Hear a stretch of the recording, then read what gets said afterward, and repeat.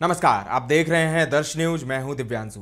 साक्षरता के मामले में पूर्णिया राज्य के पिछड़े जिलों में शुमार है।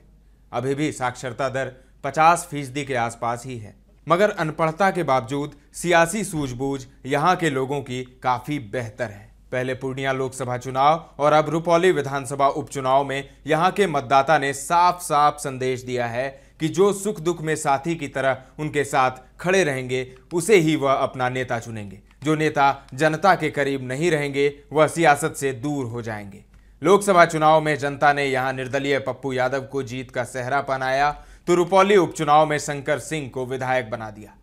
पूर्णिया में 2 चुनावों के परिणाम सत्ता पक्ष और विपक्ष के लिए आसन्न 2025 विधानसभा चुनाव के लिए किसी सबक से कम नहीं है। पहले लोकसभा और फिर रुपौली विधानसभा उपचुनाव सीमांचल की राजनीतिक परिवेश को भी बदलने का काम शुरू कर दिया है। अमूमन नेता हवा हवाई होते हैं। दिल्ली पटना से अपने अपने घर पर आए, खास लोगों से मेल मिलाप किए, बाद फिर रवाना हो गए। ऐसे में जनता से उनकी दूरी बनती चली जाती है। इसे जो नेता पाटने में कारगर साबित हो रहे हैं, वही विधायक या सांसद बन रहे हैं। पूर्णिया लोकसभा चुनाव में पप्पू यादव की जीत के पीछे उनका लोगों के साथ मेलजोल ही था। लोकसभा चुनाव से 6 माह पूर्व प्रणाम पूर्णिया कार्यक्रम के माध्यम से उन्होंने सभी 200 पंचायतों के 1000 गांवों में जाने का काम किया। यही उनकी जीत का प्रमुख कारण बना।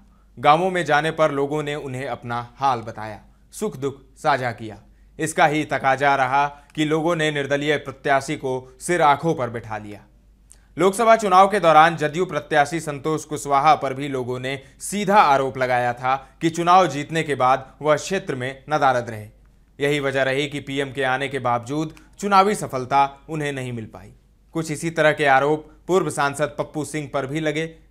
रुपौली की जनता ने भी उपचुनाव में कुछ इसी तरह का संदेश दिया। 2005 में शंकर सिंह चंद दिनों के लिए एक बार विधायक बने थे। इसके बाद वह हर बार चुनावी मैदान में उतरे, मगर जीत नहीं पाए। मगर उन्होंने हिम्मत नहीं हारी। लगातार क्षेत्र भ्रमण कर जनता के दुख दर्द बांटते रहे।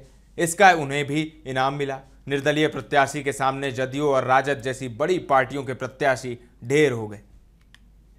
रुपौली उपचुनाव में हार के बाद एनडीए ने इस पर मंथन का दौर शुरू कर दिया है। रुपौली पूर्णिया से लेकर पटना तक की राजनीति गरमाई है।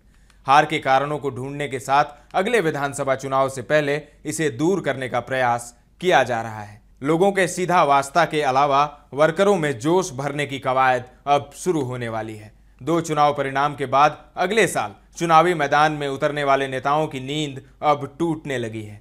क्षेत्र भ्रमण कर जनता के साथ संवाद स्थापित करने का मन बनाने लगे हैं। आने वाले दिनों में राजनीतिक दलों के कई नए रंग रूप देखने को मिलेंगे। तमाम अपडेट्स देते रहेंगे। बने रहें दर्श न्यूज के साथ।